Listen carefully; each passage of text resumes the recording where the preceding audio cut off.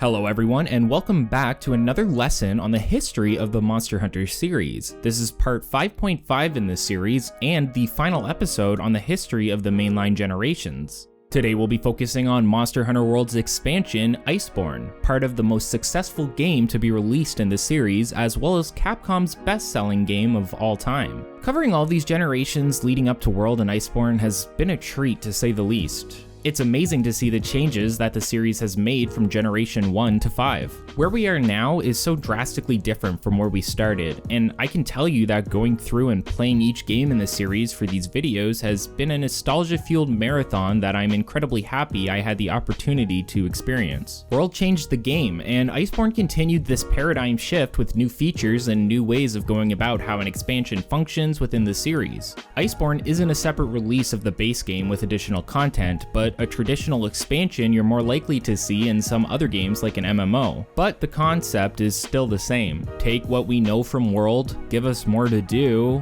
and more better ways to do it, even if some of those new ways are a little controversial.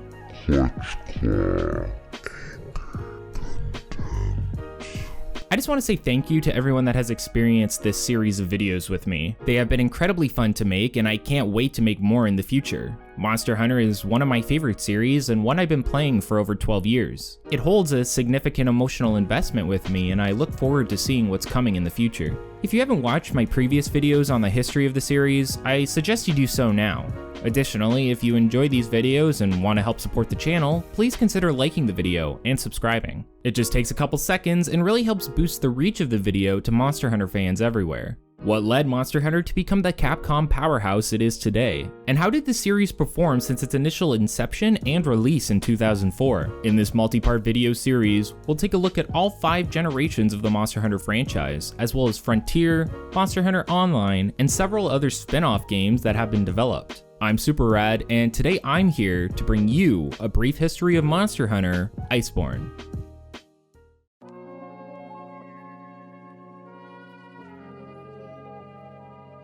Now, I want to start things off by addressing a confusing statement I made about the amount of monsters in World. I stated there was something like 31 total monsters after updates in the Iceborne expansion, but what I meant to be referring to was new monsters never seen before. But even this was inaccurate, and the total amount of new additions currently is about 39. At this point, there are in total about 70 large monsters, and considering the amount of work that has to go into bringing each monster to next gen, that's a fairly high number. Now, if you're a longtime fan of the series, you're most likely up to date on how their release schedule works with mainline games. Generally, we see the base game released, followed by a G or Ultimate release around a year or two later. This has been the model for almost every mainline release aside from a few exceptions like Monster Hunter Portable 3rd. That being said, it may have come as a surprise to most players that there would be no Ultimate release for World, but instead would adopt a more globally accepted model of digital expansion release, meaning players wouldn't have to repurchase the entire game full price just for the additional content that they were about to receive.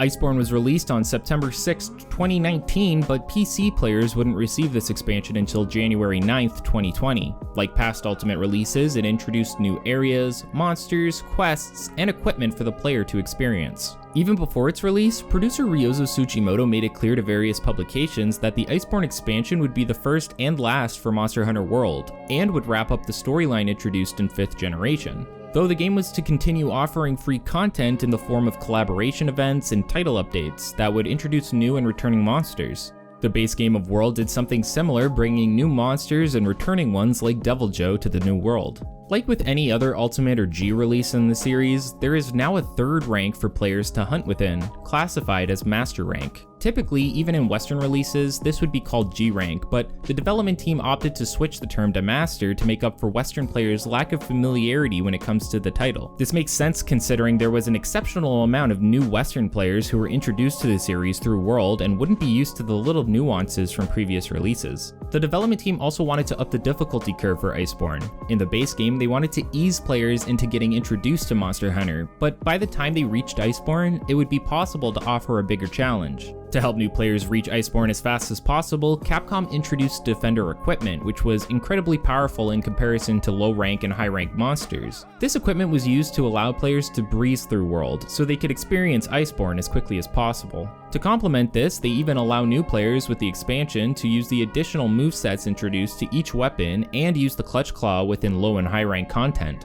On top of this, the developers wanted to make the game more inclusive for players that hunted online, but with less than 4 party members. To do this, they added a third multiplayer difficulty scaling option for monsters. Now monsters would scale in difficulty from single player to 2 player to 3 and 4 players, meaning players hunting in duos wouldn't be stuck hunting a monster designed for 3 to 4 players. All in all, the game promoted inclusivity and accessibility and worked to introduce new hunters to the series as a whole, and bring back returning hunters for the new content. Let's take a look at some of the big changes released with Monster Hunter World Iceborne.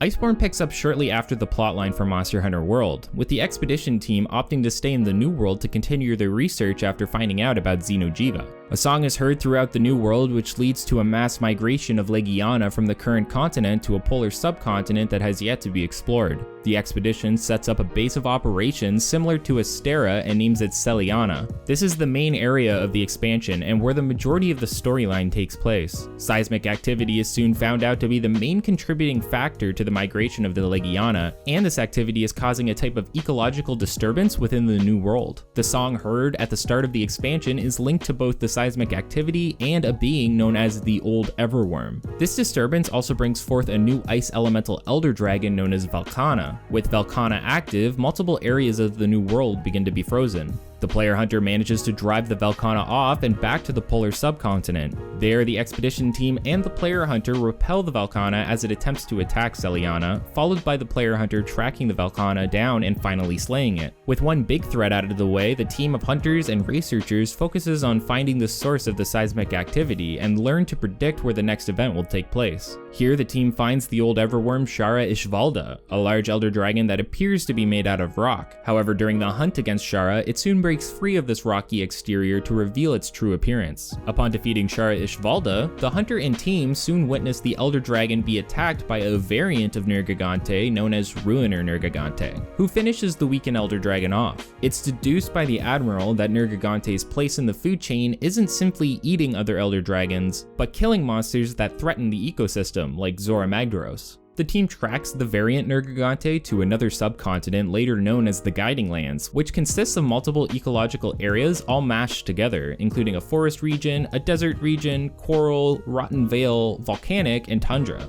The hunter can eventually hunt and slay the Nergigante, but the story continues through updates and event content, specifically the team finding out about Safi-Jiiva, the mature form of Xeno'jiiva. After interacting with Safi and fighting it, the player has the ability to participate in new sieges against it. As of writing this, the current storyline has the player hunter and team hunting an Alatreon which has recently appeared in the New World. So that's where we're at with Monster Hunter World Iceborne currently. We have one more big update in fall that we know about, which will be featuring a returning monster from previous entries in the series. We don't know for a fact what this monster will be, but I can tell you what I'm hoping for.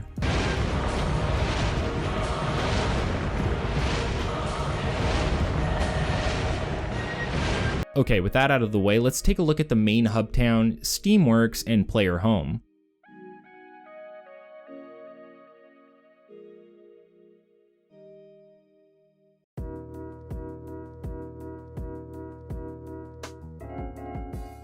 Seliana is the main hub area for Monster Hunter World Iceborne and contains all amenities and features that Astera has, with a few additions. One big thing that I personally enjoyed was how they managed to lower the overall size of the hub and keep all interactable areas and features closer together. Astera was nice, but the size of it required a large amount of running around. To remedy this, they included little fast travel areas to help get around the map, but especially for me on PS4, the load time still led to long waiting periods. This was remedied in the PC release as long as you had the hardware for it, but the real fix was how Seliana handled it, becoming a more condensed hub that was easier to navigate. One of the key new features introduced to World through Seliana was the Steamworks. The Steamworks functions as a small mini-game within the hub area where the player must input a 3-button sequence to get a desirable effect. Each round always has a correct sequence, but the player won't know what it is without guessing. If the player gets the entire sequence correct, they receive a small bonus to their progress and receive higher quality rewards. There's a few smaller nuances to it, but I won't be going into more detail about it here. Try the minigame out for yourself. I know there are many videos showcasing how you can really get the most out of it. Another big aspect of Seliana is the player home. In the base game, the home could be upgraded to new accommodations as the player progressed through the storyline. In Iceborne, the player now has one home within Seliana that they can customize with furniture. Players can even invite other hunters into their home to hang out, similar to the Gathering Hub. There are also weapon and armor stands where they can display their collected sets of equipment. Now, Iceborne has added a lot of new features when it comes to equipment and tools, including the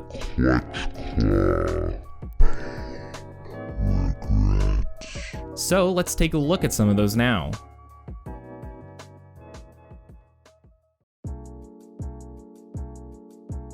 The most immediate change players will notice is the new moves introduced to weapons. I've gone over them before in previous videos, but each weapon now has additional moves it can perform in battle. The longsword specifically gets the Lie Slash, which can be used through the new special sheath mechanic, and rewards the player with additional spirit gauge meter regen. Each weapon receives something like this that helps to complement their individual playstyles. The slinger can now be aimed even while the weapon is unsheathed, and players can now perform a move called a slinger burst, where after specific attacks, they can shoot the ammo attached to their slinger for additional high damage while continuing their combo. The slinger burst also has the potential to stagger opponents, opening them up for more damage. One thing I forgot to mention previously about arc-tempered monsters in my last video was that they offer their own special armor set called Gamma. Similar to Alpha and Beta sets, Gamma sets differentiate themselves by offering large decoration slots as well as alternative skills already put on the equipment pieces. These types of sets make their return in Iceborne for monsters such as arc-tempered Namiel. A new augmenting system was introduced for higher rarity weapons found in the expansion. Now, using a slot-based system, players have more control over how they augment their equipment. Depending on what type of augment you attach, it will cost a certain amount of slots. These augments can even be leveled up for boosts to their individual effects, but through leveling them up, they require additional slots. Take a weapon with 3 slots for example. This weapon could be upgraded to include up to 3 additional slots for a total of 6. The player could then add an attack increase augment for 3 slots, an affinity increase for 2, and a defense increase for 1. These combinations can be mixed and matched or leveled up, giving the player more control on the progression of their endgame equipment. Not only has the customization of weapon effectiveness been updated, but players now have the ability to visually customize their sets even further. Throughout updates from the base game to Iceborne, players now have new event layered armor sets that they can wear and the ability to use any low or high rank armor set as layered sets. In addition to this, master rank sets are soon to have the ability to be layered in an upcoming update. Now, armor sets aren't the only thing that can be layered within Iceborne. No, now the player has the opportunity to layer their weapons as well. Don't like the way that specific endgame weapon you're always using looks? Well, make it look like the Raging Brachy weapon instead. We all know that the Brachy longsword is the best looking longsword in the game since 3 Ultimate. Well, I know that. I think that. It's just my opinion. But it's also fact. The biggest update to decorations is the new level introduced. In the base game, decorations could be anywhere from level 1 to 3, but Iceborne brings with it a 4th level that adds extra skill points in comparison to its lower level counterparts. However, not only is there a 4th level now, but mixed decorations that may contain more than one ability boost. These new decorations can be used to better micromanage your armor skills to fully min-max whatever build you're using and get optimal DPS. Along with the upgrades to weapons and customizability, tools like mantles and boosters have also been upgraded. Players can now complete various tasks or assignments in order to unlock a plus version of the tools. These tools not only function for a longer period of time in comparison to their traditional counterparts, but generally offer decoration slots as well. This means that when a player equips something like a mantle, they will temporarily gain the benefits of the slotted decorations. This is particularly effective with tools like the glider mantle, which the player can wear for a long period of time before it runs out. One of the biggest additions to the player's equipment has to be the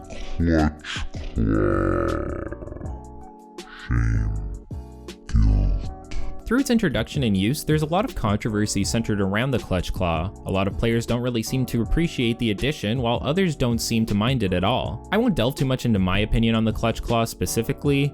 There's a video on that already, mostly not really the Clutch Claw, but mostly just like all about World, and I got yelled at for it, so I'm not gonna talk about it again for a little bit. But it has definitely become a contributing factor in how monster difficulty is designed for Iceborne, and kind of shapes how a player interacts with monsters as a whole. Players now have the ability in a hunt to grapple onto a monster using this new attachment to their slinger. The Clutch Claw can be used with or without the weapon sheathed. Once they grapple onto the monster, there are multiple options at their disposal. First, the player can perform Clutch Claw attacks multiple times. Doing so when grappled to the monster's head allows the player to guide the monster towards walls or other structures so that they may run into them and topple over. If the players have slinger ammo equipped, they can unleash all of it while grappled to stagger the monster. Finally, the move that is most controversial to players in regards to the Clutch Claw, players can perform a weapon attack on whichever part of the monster's body they are grappled to. Doing so allows the player to soften the hide of the monster and allows the player to contribute extra damage to the weakened area while hunting it. Having weapons like the Greatsword can do this in one shot, while lighter weapons usually need to perform this action twice. However, claw attacks also contribute to softening the hide, so light weapon users can perform about 3 claw attacks before the softening move to completely weaken the hide in one go. Performing this attack will also drop powerful slinger ammo for the player to pick up and use throughout the hunt. It's hard to pick a specific reason why some players found this inclusion so controversial, but it most likely has to do with its inclusion in comparison to various master rank changes, mostly how high the HP pools are on monsters now. Keeping track of tenderizing uptime is basically a requirement in order to optimally fight monsters in Iceborne, and can take away from the traditional hunting mechanics to make sure that the monster's weak point is always softened. But regardless of how you feel about it, it is an option and a new feature within Iceborne for you to use to your advantage. Whew. Now, with that out of the way, let's look over the new areas introduced in Iceborne, including the Guiding Lands.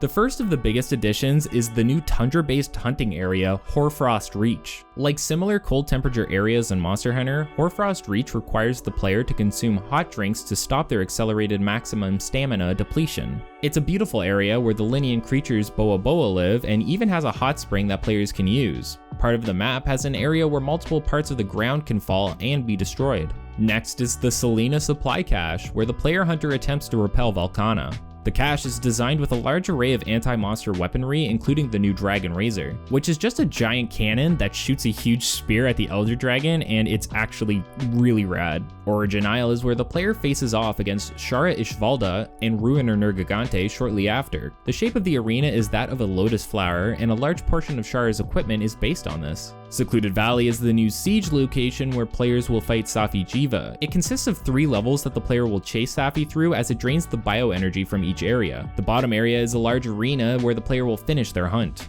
On top of this being used for Safi Jiva, the 3rd level is also used for the Alatreon hunt. Finally, we have the Guiding Lands, which is an amalgamation of all the previous main hunting areas introduced in the series. It's a very unique area for many reasons, mostly how the area's leveling system works. The main goal of the Guiding Lands is to casually hunt monsters and gain research points. These points will not only contribute to your total amount of points, but also level up the individual areas. These areas are limited to how high they can be leveled up, but by raising your master rank and levels within the Guiding Lands, you can unlock levels all the way up to 7. Here's the trick though, generally there's only so many levels that can be distributed, and eventually contributing to one area will take away from another, meaning players have to decide which areas they want to level up and focus on them. To help with this, players can now lower the level of previously developed areas to make raising the level of other areas easier. It is also theoretically possible to get all areas up to level 7 through the grinding of specific tempered Elder Dragons, but the amount of kills necessary is so huge that you're probably better off just readjusting your levels if you need to. So what's the point of leveling these areas? Well, higher level areas produce higher tier monsters and items. For example, getting the Rotten Vale area high enough will allow Brute Tigrex to start spawning. The desert area can begin to spawn Gold Rathians, and the coral area can begin to spawn Silver Rathalos. The items players receive from hunting monsters in high level areas are used to help augment their equipment. Even gathering spots can be leveled up. By consistently using gathering spots in specific areas of the Guiding Lands, you'll level them up and improve the rate in which they give you a high level gathering item. So, I mentioned a few returning monsters there, but I think it's time to discuss all the new monster additions, as well as the clarification of a returning monster's variant status. Let's take a look now.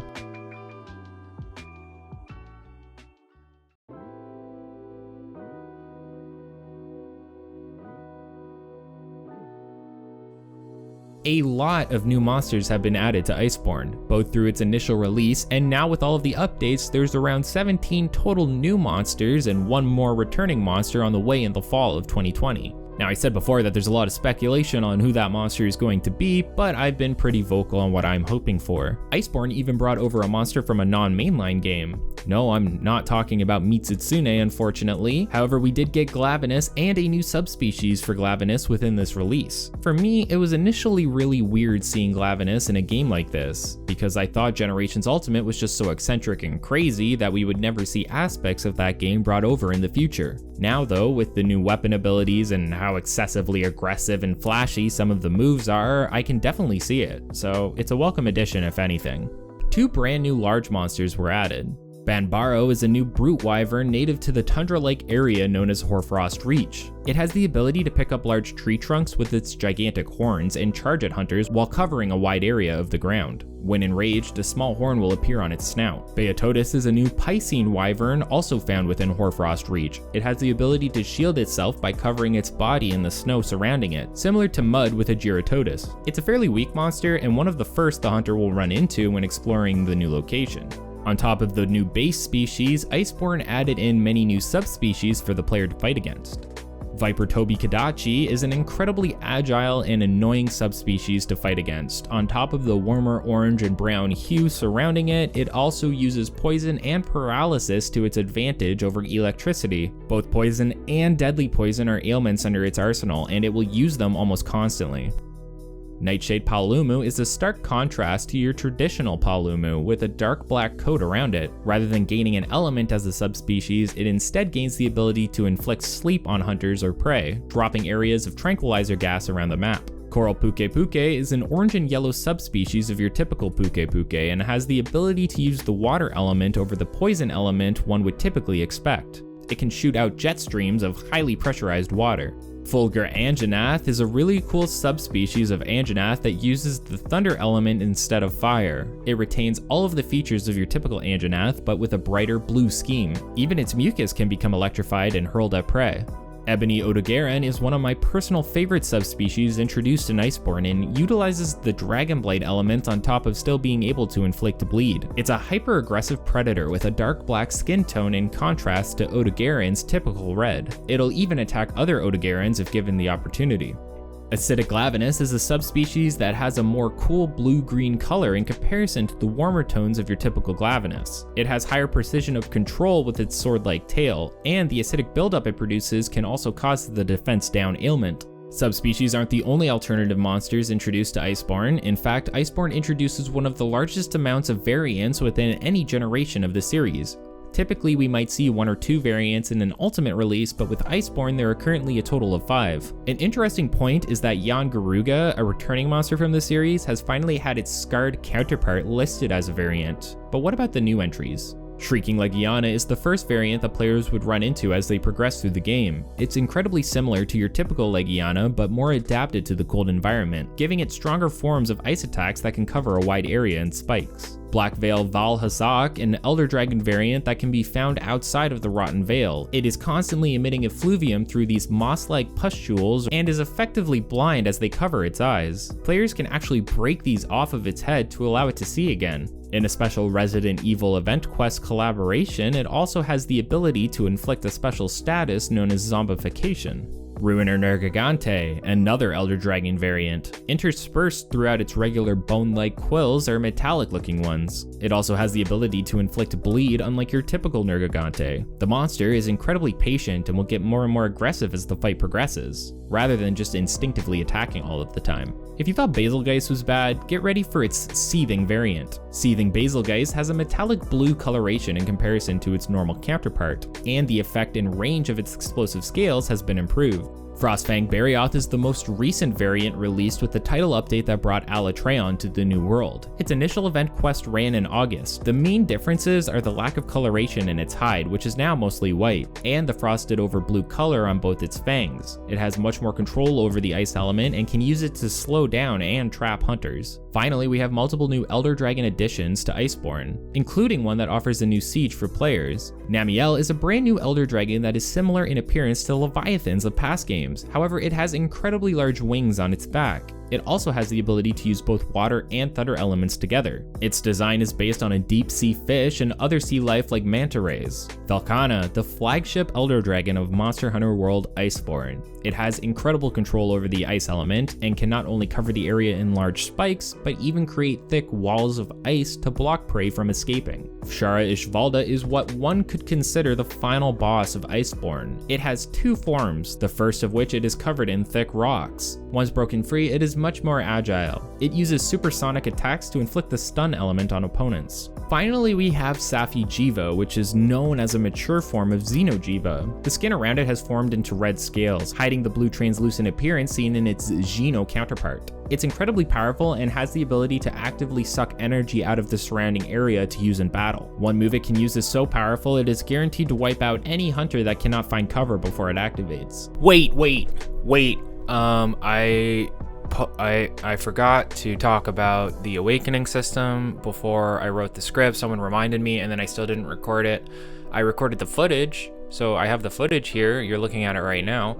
And how this system works is when you fight Safi'jiiva, you get randomized weapons similar to Kuhl of Taroth. I think you're guaranteed to get at least something that is the weapon you used in the siege when you completed it. And then through that, you can use these Dracolites here to awaken your weapon. Through awakening your weapon, you're able to add in basically other forms of augments, and these augments come in different tiers. So what's cool about this is that you can add in, say, an attack 2 augment, and then you will have a better chance of seeing the attack 3 augment show up, and then as you keep adding in these augments, you have a better chance of seeing their higher level versions. So you can mix and match or try to get your levels up as much as possible.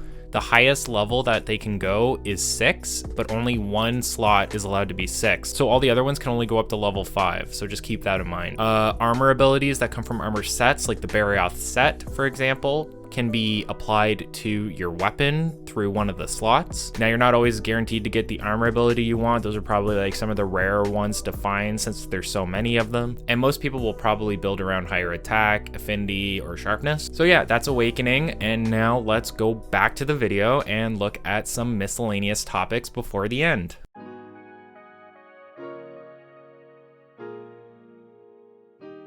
I mentioned this previously at the start of the video, but G rank has been removed entirely, or rather rebranded as Master Rank. On top of this, all Iceborne content, both single player and multiplayer, takes place within Master Rank. This is different in comparison to previous Ultimate releases where the single player experience usually takes place through low and high rank, followed by a multiplayer questline through G rank. Another small addition is the inclusion of a new Linian species called the Boa Boa. I go over them and all other Linian creatures within Monster Hunter in a previous video, so be sure to check that one out. Finally, players can now ride various small monsters within the new world, from tamed monsters like Jagras to passive herbivores like Aptonoth. These monsters will follow their own path and can't be actively controlled by the player. This allows the player to travel freely while grabbing tracks along the way. Iceborne is universally praised and has average aggregate scores within the high 80s to low 90s. Critics made note of the sheer scale of the expansion and how the amount of content within rivaled, if not completely equaled, that of the base game. That being said, only 1/3 of players that owned the base game seem to have actually purchased the expansion. While World has over 15 million sales, Iceborne only has around 5. Despite this, it is still an incredibly successful entry within the series. At the time of writing this, Iceborne has at least one more update on the way in the fall of 2020. Where we'll be receiving a returning monster from past entries in the series to hunt. We've recently passed the 15th anniversary in the series, so now would be the perfect time to see a celebration of one of the biggest and most notorious monsters ever released. So fingers crossed we finally get to see that bad boy in the next gen release. Even if it's not Fatalis, I'll still be excited to see what they decide to bring over. The sheer amount of detail they put into the next gen counterparts of monsters is absolutely crazy.